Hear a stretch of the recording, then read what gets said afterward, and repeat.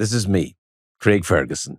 I'm inviting you to come and see my brand new comedy hour. Well, it's about an hour and a half, and I don't have an opener because these guys cost money. But what I'm saying is I'll be on stage for a while.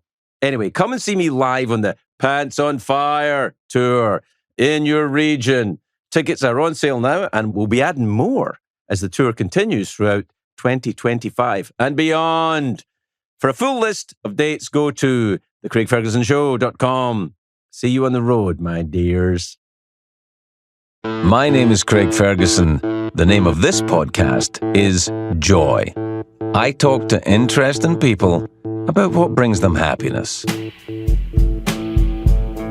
Hello, my dears. Now, look, for my money, one of the best shows on TV right now is a show called Hacks, which is on HBO or Max or whatever they call it now. But it's a great show. It's co-created by my guest today, who's a fascinating and very, very clever individual by the name of Jen Statsky. Enjoy.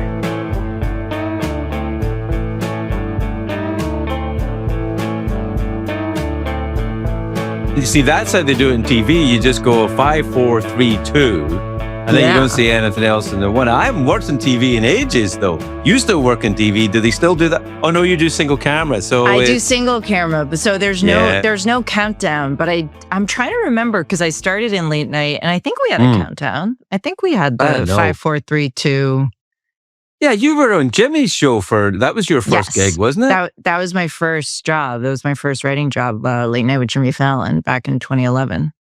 So you were doing that at the same time I was doing Late Night. Oh, yeah. We're both watch retired from Late Night. I did watch your show. Yes, of course. Yeah. You are an excellent interviewer, which I'm sure you've been told many times over the years.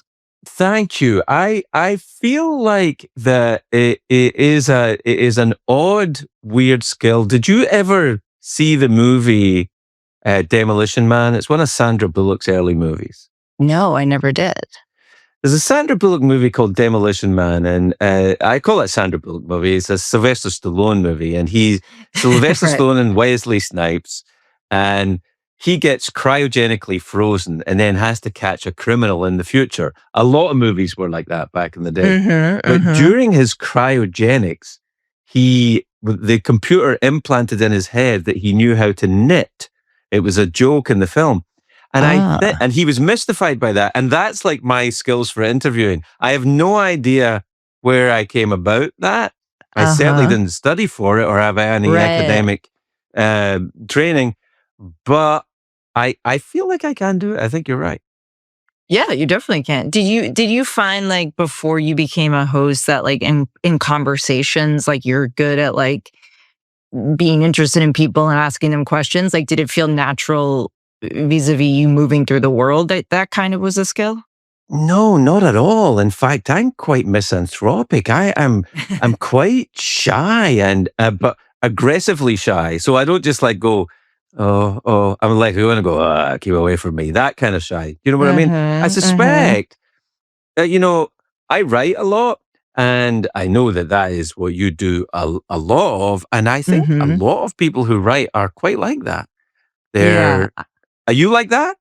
I'm like that too. I'm pretty like one-on-one. I really like to connect with the person. But if I'm like at a party, I'm definitely going to be the person probably talking the least and a little bit quiet, which sometimes comes off as like standoffish, and people think maybe you're like not the friendliest, but it's not that at all. It's not. It's more that I am, just kind of more internal. I think we should speak out against parties. I think that parties are being forced on us by people who like parties, but I don't really like parties that much. A small group of people is all right. Go out for dinner, maybe. Go and see something. But Sure. I like a party, but it's brutal when you are not in the mood for one and you have to go. That's one of life's worst situations to be in. I can't think of the last time I was in the mood for a party or even two parties. But let me just say this, though. I have to say this right now, which is congratulations on the success of Hacks. And Thanks. And Thank as you. someone who's it's very rare. Like, like when cops, when they watch cop shows go, that's not what it's really like being a cop. Yeah. But I Yeah. watch Hacks and I'm like, that's exactly what it's like. That's exactly. Oh, thank you. That is exactly what it's like. That is such a lovely compliment and means so much coming from you. Like when we started making the show, we were like, this is a horrible tightrope walk we're doing, which is to portray a comedy portraying comedians and the life of a comedian. And we always said, like, if real stand-ups and now late night hosts like yourself can watch it and feel like it is capturing something real, we'll have, kind of cleared this really high bar we set for ourselves. So it really means a lot to hear that from you. Well, so much so. The truth of it is the relationship between the two main protagonists in Hacks is so similar to a relationship that I have with a guy who is now writes for me all the time. Oh, wow. Who was on my show. I don't know if you remember, he started off as an intern and he became the front end of the pantomime horse that used to dance around. Well, now he writes all the time. He produces for Netflix and stuff like that. Remind me his name? Joe Bolter is his name. Joe Bolter, okay. Yeah. Right. And Joe and I, so much so, when I saw the first season of Hacks, I called Joe and I said, are you in the writer's room on that show? Are you doing stuff on that show? And he said, no, but I've seen it and it's spooky. There are episodes. Oh, wow. There was I think it was the first season, could have been the second, you'll know, I'm sure, when Deborah says, we have to go to Vegas, and they go to Vegas and then they go in a plane somewhere and they come back. I'm mixing it up with my own life. I said to Joe once, I'm doing a show in Vegas. And he said, I can't come. I have to see my parents. I said, we'll be back by 10 o'clock. Yep. And when I took him to Van Nuys Airport and we got on this plane and we go out to Las Vegas and we did the show and we came back, it was all done in 2 hours, 3 hours maybe. And if there was something like that in Hacks, and he was like, it's so the same, right down to our arguments about comedy. When I would be very cranky about, the new rules of comedy, and he would say there are no new rules of comedy. You just have to be funny, right? Which I think is possibly true. There was a time there when I was very worried about the dogma of the next generation of comedy, but I'm not anymore. I think it's maybe even funnier. And actually, you were worried because you felt like we were treading into a place where we weren't, like, comedy wasn't being valued, or what was it that was worrying you? No, I think more it was about the idea, and you've had Deborah say these words. It's great to see a character when you go, yes, that's right. And then you realize, wait, this is the cranky old lady. Am I a cranky old lady? Right. And I kind of am a little bit. Yeah. But it's the idea that I think for a while there, I don't believe this anymore, but I did for a while there think that they're saying, or the young people are saying, that certain areas of comedy are off limits and you can't make jokes about that, which I don't believe. I believe that you must be able to make jokes about whatever you can make funny. It's not like there are taboo subjects. I think that there's bad jokes, but I think taboo subjects, yeah. I think, yeah. And that very thing, much and also so. the retrogression look at material that you had done before attitudes changed, and picking up on that was a very weird thing. Yeah. Because you're like, well, I did that joke 10 years ago. I wouldn't do it now. Right. And that's very much so, we did that last season when Deborah goes back to her alma mater college and is taken to task by the students there for old material. And we very much wanted to have this exact conversation that you're saying and kind of talk about, yes, times change, and, there's things that we were joking about at the time, and now we have moved on and understand as a society that was not right. And it's a conversation between feeling, what Deborah feels is she feels very, like, persecuted in that moment. And she's like, but I've always tried to be on the right side of history. I just had these jokes that at the time weren't right. And Ava's sort of saying, yes, And it's also the right of people who hear those jokes now to say, like, this is painful and this was not great. And there's an understanding, like, one thing we're always trying to do with the show is have each character be both right and wrong, because That's amazingly clever. It's way more interesting to see a conversation between two people where they're both right and wrong, versus like if Deborah was just wholly in the wrong, it's less of an interesting conversation. So that one in particular was, really important for us to do, because that is such a conversation in comedy these days, like you're saying. It's funny, the interesting thing about it as well, and what I very much like about the portrayal of Deborah is that it's unapologetic. It's very kind of, she's still funny, which I love that. The idea of it, did you have this? Because, I mean, it seems funny to say this to you, but you're getting to the point of veteran status now, where you've been doing it for long enough. I know.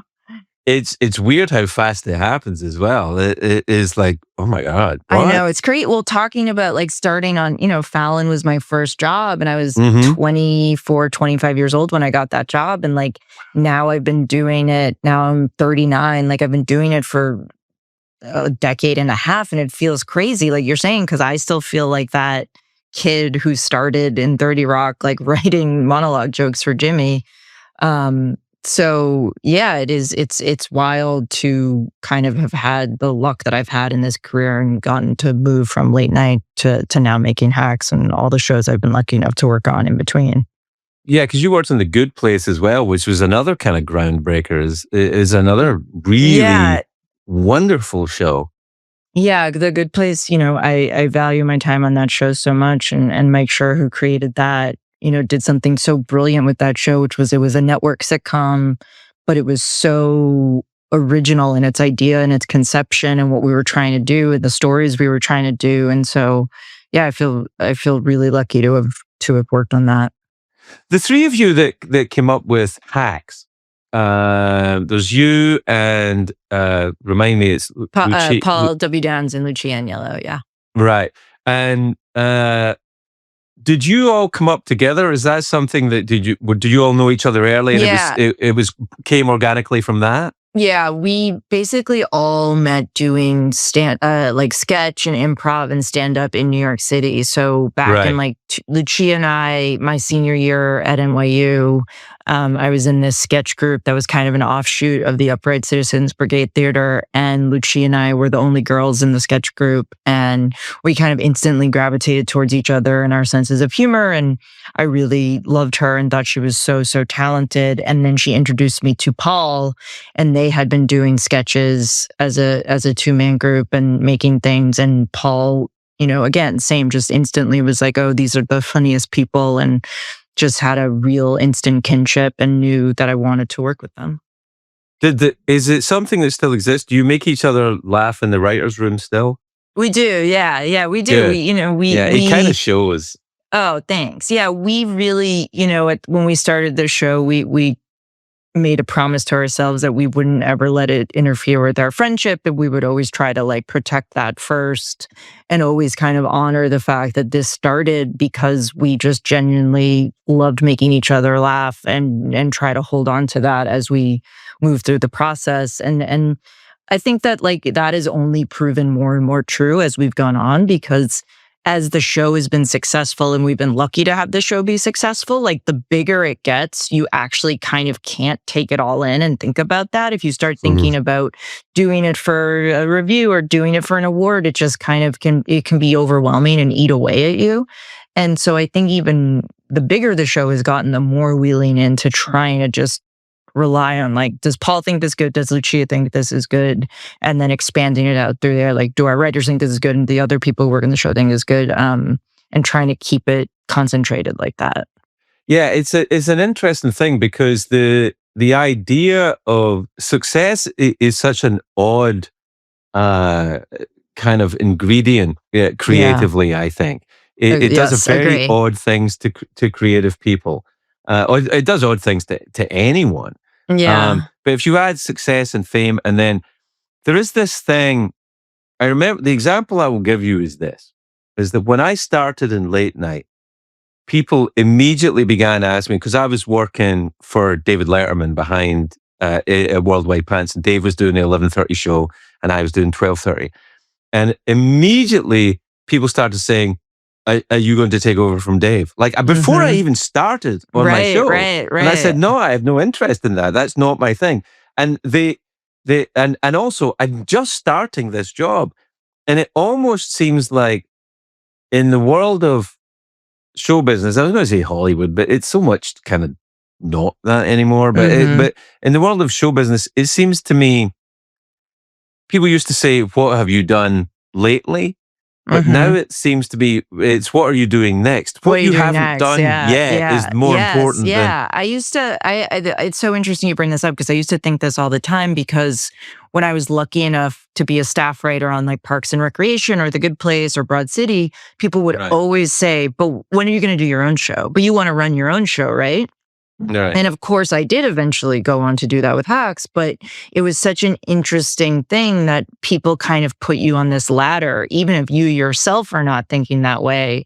And it's very much so like, but what's the next thing? What's the next thing? Which is really counterintuitive to your process as an artist, because you really are just trying to stay present and focus on making the thing you're doing in that moment good. Well, it's an odd thing, because it's 10 years since I left late night, right? And people say to me, they still say, less so now because they're all dead, the people who remember that I was on TV, but people will say, why did you leave? And I said, look, it's mental health. It's like this. If I don't know how other people deal with it, but if I walk into a building every day, 5 days a week, and there are pictures of me everywhere. But everywhere I go, there's giant pictures of me. And then there's all the stationery, all the paper has my name on it. And my name is everywhere, and there's me everywhere. And there's about 150 people in the building, and all they are doing is making sure I am in a good mood. They don't, nobody wants to bring me any bad news. No, they want me to be good for the show.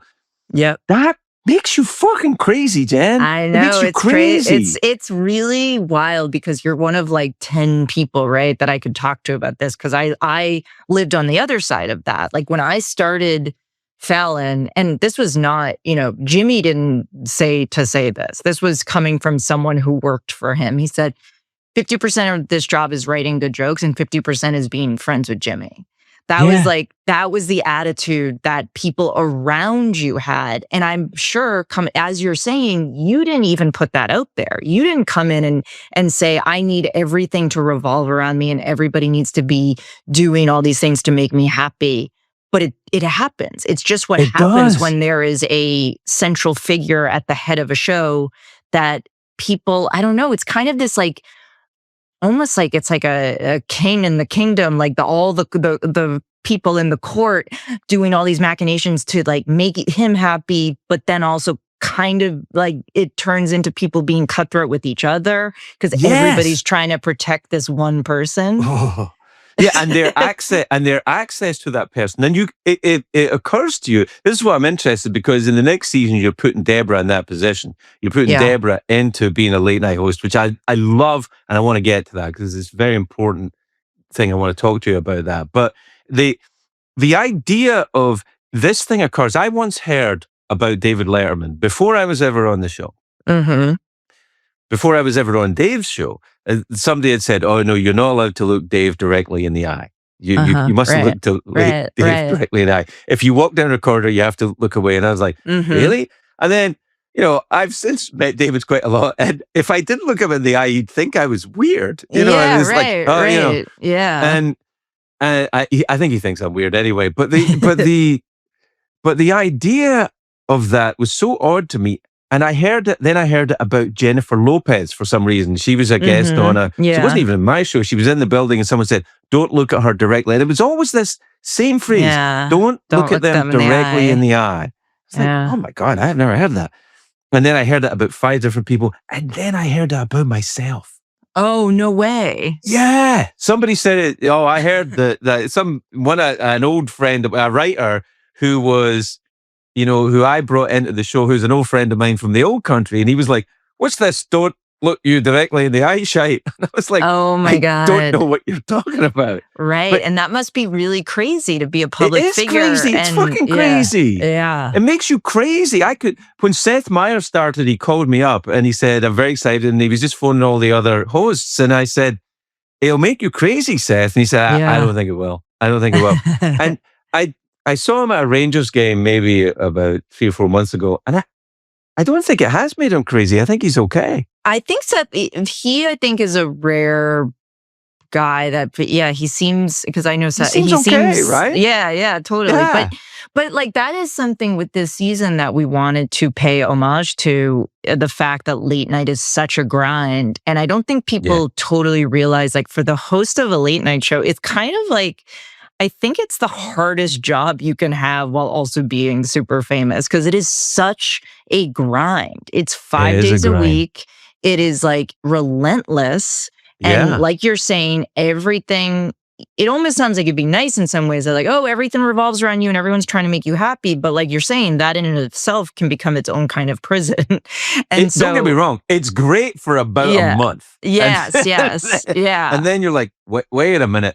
I had a friend who was a cop in Bakersfield, and he gave it up, and he said, I hated being a cop because everybody lies to you all the time. And I said, that's exactly what it's like being a late night host. Everybody's lying to you all the time. And even if they're not, you think they are. Right, they're like, right. It's very weird. Do you ever miss it? No. I miss sometimes the fun that I had on stage. Because the people that I worked with on stage, Josh Robert Thompson, who did the skeleton robot on my show, I had a very small crew of performers, and we were kind of a rep. It wasn't even a rep. It was like half a dozen different people, and they would cycle through, and I missed that kind of almost like Upright Citizens Brigade kind of Groundlings vibe of that. I miss the team, but I don't miss fucking television executives, and I think that the new democratic kind of form of making content, I suppose. I like the idea of being able to speak directly to the audience, because that's what stand-up is, and I kind of like that. And I'm in admiration of you and others in your position who can exist in the world of television, because you are an artist and you create art. But what a lot of people don't see is the meetings that you're having with people who are extremely difficult for me to deal with. I mean, it's not their fault. It's just we see the world differently, and I have a very hard time with it. Well, I think you'll like this season quite a bit then, because this season is really focusing on that intersection of art and commerce and how difficult it can be. And also just, even since you've left late night, how even, I think, more difficult it's gotten with the tremendous pressure on each individual show and property to like expand beyond, it's not just enough to just be one singular show and get decent ratings. Like you're saying, content and expand, all of that, like all of that comes into play now in a way that it feels like there's a heavier hand on like perhaps the commerce side of it that makes it even more difficult. And not our executives. We have been really lucky in that they're so wonderful at HBO and they foster creativity and they're so supportive. But I think late night in particular is in this really, as has been discussed many times, a very interesting moment. It is an odd thing, and I think what I was looking at, what I'm excited to see the new season, because Deborah, I thought, correct me if I'm wrong. I mean, you created the character, but I always thought one of the archetypes for Deborah would be Joan Rivers, and I thought that, I don't know if you know the story about Joan Rivers in late night and how poorly she was treated when she got her own show. I'm sure you do.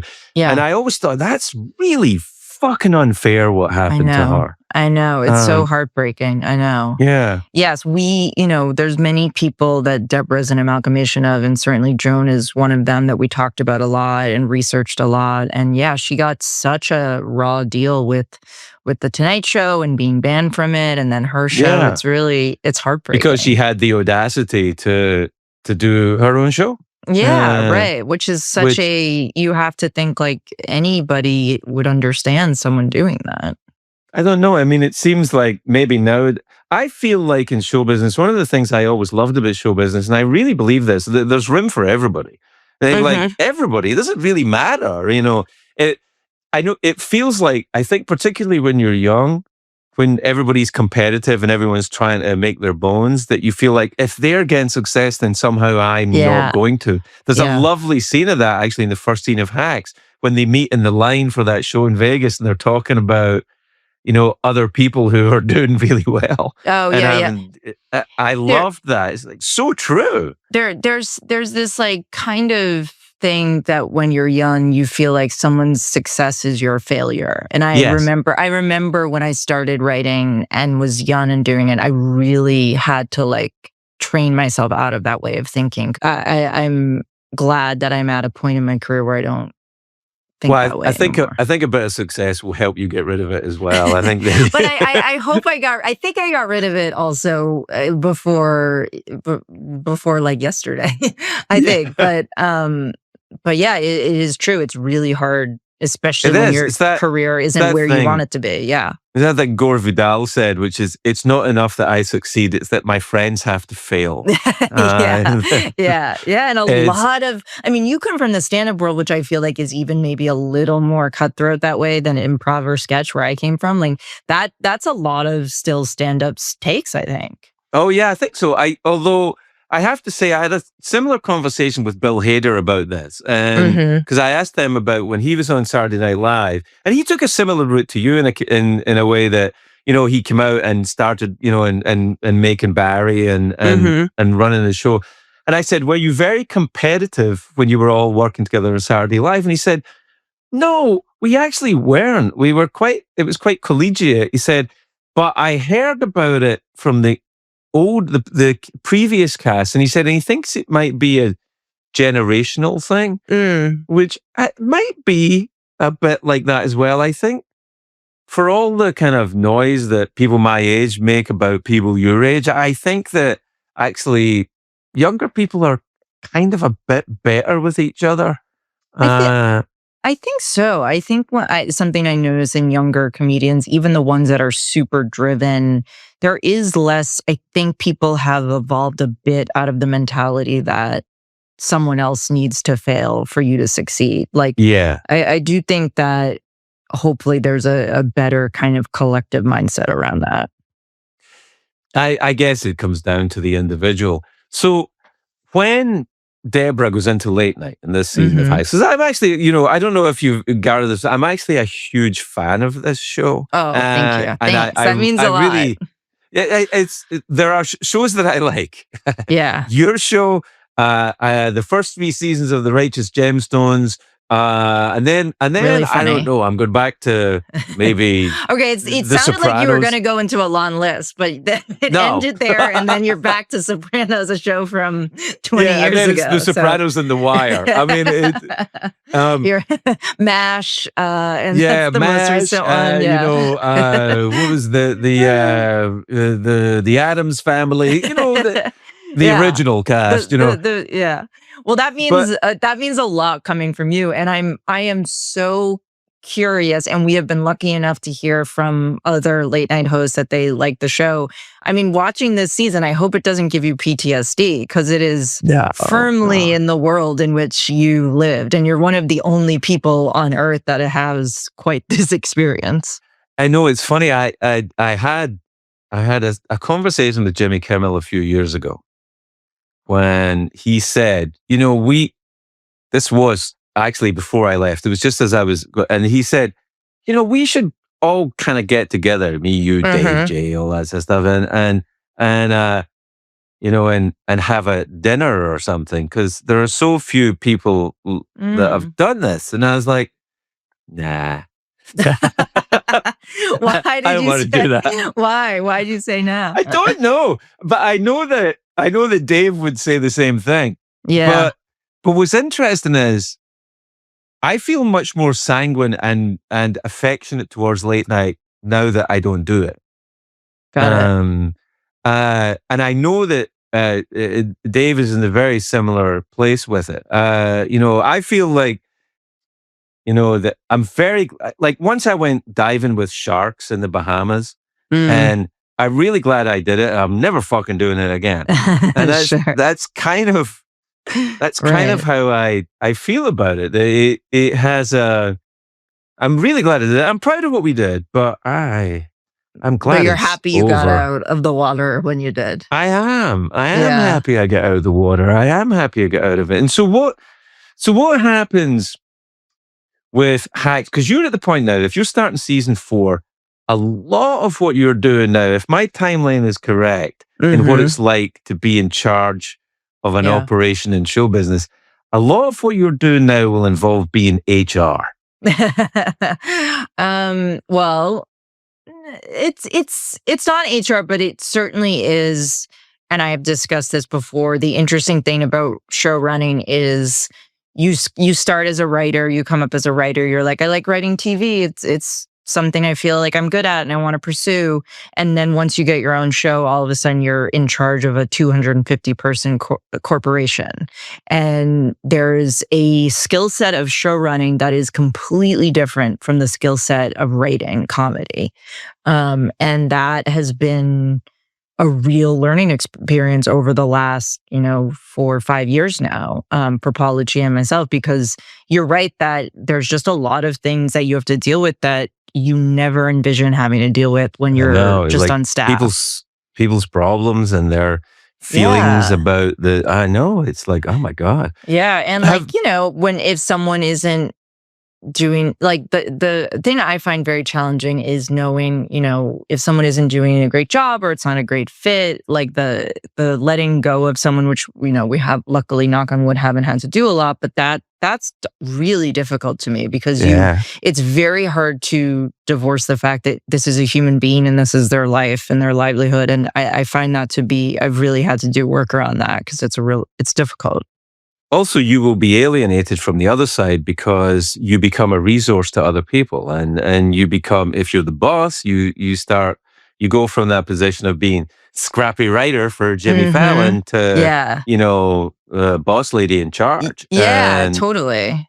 um, did you have any? I mean, I'm friendly with Marta Kaufman, who's is Mhm. Yeah. Rad Friends and Yeah, great, yeah, and yeah.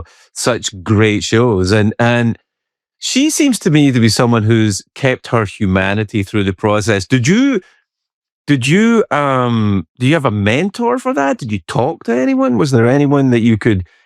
Yeah, I think that, I was really lucky in that I came up on Mike Schur shows. So Parks and Rec and The Good Place were created by Mike Schur, and Right, Mike is a really excellent boss in that right, he's just a genuinely good, deeply good person. And right. so that, I think, helped me. I had a good role model for running a room in terms of that. And then I think, though, it is like it's a good way to put it, like keeping your humanity and staying in check with your humanity. Cause I think you can some people get so myopic and focused on the end goal of the show, or and you have to do that. You have to be protecting the show and protecting your work, but you also do need to stay in touch with your humanity and that these are human beings that you're working with. So it is something that's a difficult part of it because it's exactly in play in you is the intersection of art and commerce. You're trying to stay Right. creative and vulnerable to create something real and funny and truthful,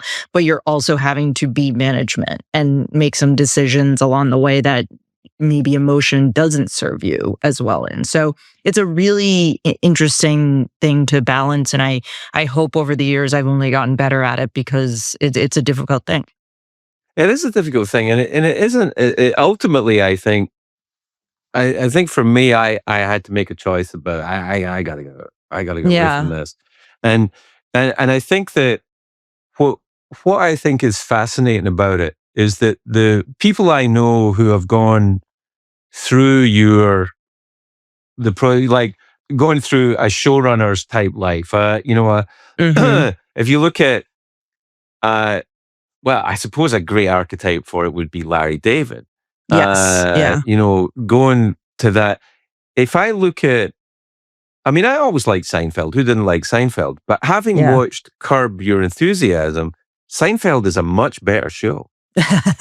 It's a much better show knowing who Larry is and what Larry is and seeing him in the show. Seeing him in Jerry. Yeah. It's kind of fascinating. And I wonder, is there any, I mean, I know you're very busy and you're very inside this world and all that, but is there any kind of point where you think that performances for you or moving in that direction is something that you would want to explore?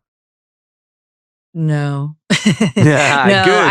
I really am not a performer, and I do not that I like, I've acted in things here and there, but it doesn't light me up. I don't get the kind of fulfillment that other people get from it. I just really don't. I don't feel comfortable doing it. And I think one thing you're speaking to about when you said like I had to get out and the management and the pressure is like, I think one thing that has really saved me and made showrunning tolerable is that I'm never doing it alone. I'm doing it with Paul and Lucia, and I never feel alone. And I say this all the time, like I could not showrun alone. I would go crazy if I felt like I didn't have two people that were in it with me and fully understanding the experience of what we're doing. So I also wonder, like, was that a difficult part of it for you? Did you feel, I mean, like you said, it's your isolated name on the door and your name on the stationery. Like it was really all about you, and that probably felt really like solitary. I think for a personality like mine, which is kind of like, I'm kind of alcoholic addict. I feel like I'm the piece of shit at the center of the universe. Do you know what I mean? It's like a conflicting narcissism and self-hatred and stuff. Right. That I think for a personality like mine, it's highly toxic. I think for somebody like, I think Seth is like Tom Bombadil with that shit. It just doesn't fucking, the ring just has no power over him. He's I can do it. I was like, oh my God, don't you go, like I was like, my precious. And he's like, no, I'm fine. Right. It's possible that like demons you have, the job will draw those out and reveal I think them. Success does that. I think success too, is catnip for demons. I think that for whatever darkness you have, and Jen, my dear, who you're now my new best friend, I have to tell you, I don't believe for a second that someone that can write like you write doesn't have fucking demons. So I definitely have demons for sure. I have demons, and do you find them activated by? I mean, do you find them activated by busyness and success and? Yeah. Well, I kind of, mine come from, I had a very specific upbringing where my parents, it was a very difficult household. There were a lot of fighting, a lot of like, my mom was not mentally well. It was a chaotic upbringing for sure. And I think what's interesting is my demons, I deal with my demons in the quest for success. Like I was an only child, and so I was very much so alone in that environment. And in my way of coping was to really hone in on school and academics. And I was like, I'm going to be the best student I can because I saw it as a life raft. I saw it as a thing that would get me out of that situation. And I just as easily could have seen drugs or alcohol as that. I just, for whatever reason, school and work, and that was my thing that was getting me out. But in that same way, it's a coping mechanism. And I've had to also work with the balance of it made me addicted to work. It made me addicted to, not to success for the sake of success, the way some people are like, oh, I just want to be successful because I want to see my name on Deadline or whatever. It's more, it's the demons thing. It's a coping mechanism because I still feel I need it to get out.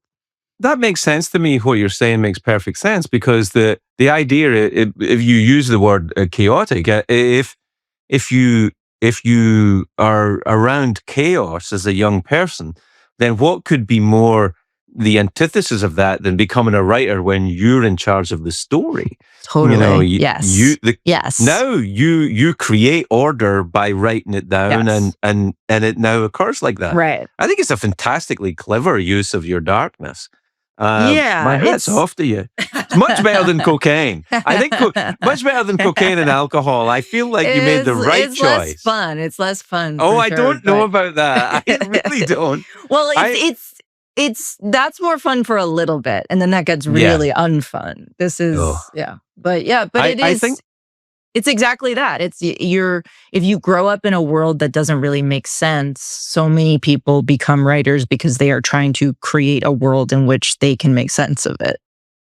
I think that I think everything comes down to that, doesn't it? It's like your first 10 years will inform the next 70. That whatever you will do, and I wonder about that later on. What does that look like for you? Is there any kind of I look? I don't do this, so I don't expect anyone else to. But I feel like as someone like talking to you, who you do write, you do create order. Is there an end goal? Is there a plan beyond the job that you're working on now, like a specific? Not really, no. I mean, I think like what's interesting is I think it's really more the work that I have to do is sitting with stillness and not doing things. And that I find to be the most challenging, because I think the way I've gone about my career, and I've been really lucky and I feel very privileged to get to create things and have people connect with them. But like I have been sort of on this treadmill for a long, long time. And I find that when I have to stop, anytime I have to stop, that is like the real challenge for me. So I don't know that there's a goal. I feel so lucky to do what I do, and I want to keep doing it for as long as I can. But I don't know that I don't want for much more in my career, because I've been so blessed up until this point. So is there a form of writing, because as far as I know, and I could be wrong, as far as I know, all of your writing is contained in the world of television. Is there a is there a book? Is there a book? My agent asked me this the other day. I don't know that there's a book. There's not a novel. I don't envision myself writing a novel. I would maybe write a book of like essays or something nonfiction about my life when I have lived more of it and have more to tell. But no, not a novel. One of our Hacks writers just wrote a novel that comes out soon, and I'm so impressed, because my brain doesn't think that way. I can't picture doing more like prose writing. I feel like I'm going to predict that you will change course on that. Oh, using him to write a book.